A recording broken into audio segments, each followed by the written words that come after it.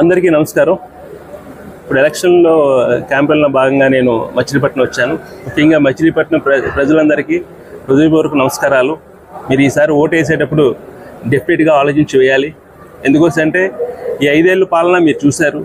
ఒక బానిస బ్రతుకును అనుభవిస్తున్నారు. ఒక విధంగా చెప్పాలంటే ఈ బానిస బ్రతుకు నుంచి బయటికి రావాలంటే మీకు ఒకే ఒక ఆధారం ఓటు. ఈ ఓటు అనేది జాగ్రత్తగా ఆలోచించి మీకు డబ్బులు ఇవ్వడమే కాకుండా మీరు ఉపాధి 10 మందికి సాయం చేసే విధంగా మీరు కూడా ఎదగాలంటే మీరు ఏ పార్టీకి ఓటేయాలనేది మీరు ఆలోచించుకోవాల్సిన విషయం చాలా ఉంది. ఇప్పుడు మీ నియోజకవర్గంలో మన మచిలీపట్నం నియోజకవర్గంలో ఎమ్మెల్యేగా మన కొల్లు రవీంద్ర గారు పోటీ చేస్తున్నారు. ఆయన గతంలో మినిస్టర్గా కూడా చేశారు. చాలా సేవలు అందించారు. ఆయన గురించి మీ అందరికీ తెలుసు. ఎన్నో సేవలు అందించారు. గత 5 ఏళ్ళుగా ఆయనకి ఎంత ఇబ్బంది పెట్టారో కూడా మీ అందరికీ తెలుసు. మీరు ఒక్కసారి ఆలోచించండి. ఆయన అసలు క్షేమకు కూడా హాని చేయలేని వ్యక్తి. అలాంటి వ్యక్తి ఒక ఒక ఒక రకమైన వెటకారంతో ఉన్న వ్యక్తుల దగ్గర ఎలా మిస్లేరా అనేది నాకు ఆశ్చర్యం అనిపించింది అలా నియోజకవర్గంలో. కానీ ఎలాగోకలాగా ఆయన అన్నిటినీ ఫైట్ చేసి నిలబడగలిగారు. అదే గొప్ప విషయం. అయినప్పటికీ కూడా మీరు కూడా ఆయన పట్ల సానుకూలంగా ఆలోచించి డెఫినెట్గా మీరు సైకిల్ గుర్తు మీద ఓటేసి మన కొల్లి రవీంద్ర గారికి అత్యధిక మెజార్టీ ఇవ్వాలని మనస్ఫూర్తిగా కోరుకుంటున్నాను.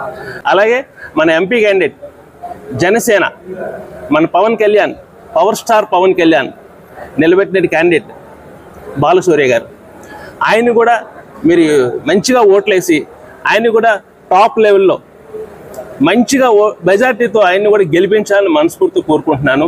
ఒక్కటి ఆలోచించండి. పవన్ కళ్యాణ్ గారు 10 ఏళ్ళుగా మనకు సర్వీస్ చేస్తున్నారు. 10 ఏళ్ళుగా ఎందుకు చేస్తున్నారు, దేనికి చేస్తారనేది మీరుగా ఒక్కసారి గుళ్ళ మీద చేసుకొని ఆలోచించండి. ఇన్నాళ్ళు ఆయన సర్వీస్ చేశారంటే ఆయనకి కూడా ఇప్పుడు 23 స్థానాలు కూడా మీరు గెలిపించి ఆయన్ని ముందుకు పంపిస్తేగా ఇంకొంచెం సర్వీస్ చేయగలరు. ఆయన ఇప్పుడు అందరూ చెప్తుంటారు ఆయన వచ్చి 175 స్థానాలు పోటీ చేయలేదు, 23 ఎందుకు పోటీ చేశారని అడుగుతారు.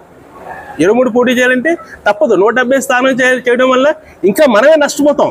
అది ఆయన గ్రహించి అలా కాకూడదని చెప్పేసి మన టీడీపీతోని మన బీజేపీతోని కలిసి ఆయన పోటీలో దిగారు.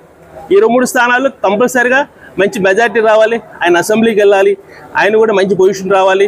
అలాగే మన ఎంపీ గారికి గెలవాలి. అలాగే మన ఎమ్మెల్యే గారు కొల్లి రవీంద్ర గారు కూడా గెలవాలి.